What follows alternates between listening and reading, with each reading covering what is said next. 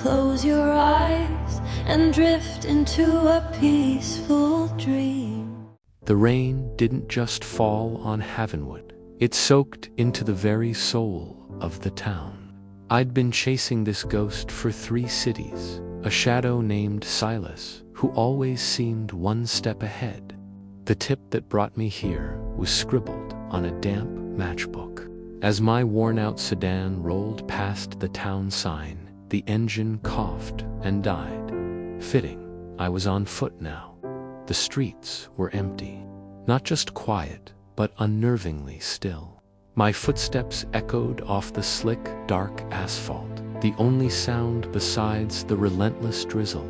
I saw him then, a flicker of a trench coat turning a corner. The chase was on again, but it felt different. My sprint felt sluggish, my breath catching in my chest, not from exhaustion, but from the oppressive silence. It was like running through water. I followed him down Main Street. The neon sign of a diner blinked feebly, casting long, distorted shadows. But there were no cars, no late-night wanderers. Every window was dark. The silence was a physical weight pressing in. Silas wasn't running anymore. He was walking, his pace casual, almost leisurely. I slowed too, a strange calm seeping into my bones, dulling the edge of my urgency.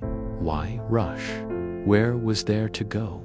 The storefronts began to look strange. The names were blurred. The displays dusty and ancient, like relics from a forgotten dream.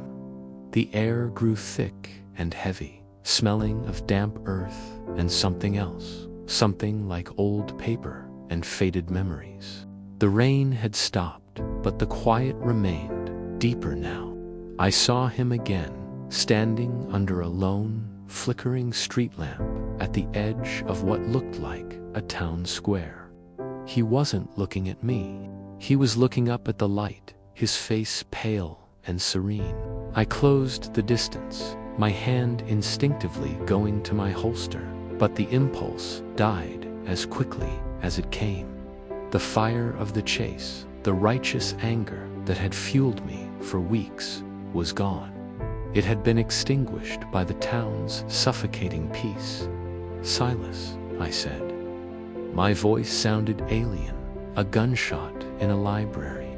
He turned slowly. He didn't look like a desperate fugitive. He looked tired. He looked home. "It's over," I said, the words feeling hollow and meaningless. He just smiled, a sad, knowing little smile. "Over," he repeated softly. "Detective, in Havenwood, nothing is ever over. It just slows down." He gestured to the town around us. "Don't you feel it? The hurry is gone. The noise is gone. There's nothing left to run from." He was right. The frantic pulse of the city, the constant forward motion that had defined my life, it was all a distant hum now. Here, there was only the stillness. I looked at my own hands, seeing the tension drain from them. What was I even chasing? A man or an escape from a quiet just like this? Silas turned and began to walk away, not into the darkness, but deeper into the heart of the silent town.